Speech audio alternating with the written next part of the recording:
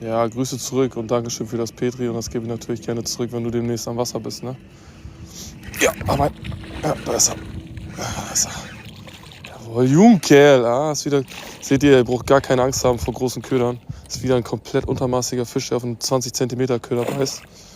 Ja? Da immer vorsichtig sein. 7 oder 8 Fische drauf gehabt. 3 habe ich gefangen. Mein Kollege hat bisher noch nichts ver... Oh, ja, da ist er. Hast du ihn? Nachläufer, er läuft hinterher. Kurz stehen bleiben. Der war richtig gut. Alter, stell dir mal vor, du würdest da jetzt noch einen hinwerfen. Oh, moin. Hab ihn. Oh nein, er ist ab.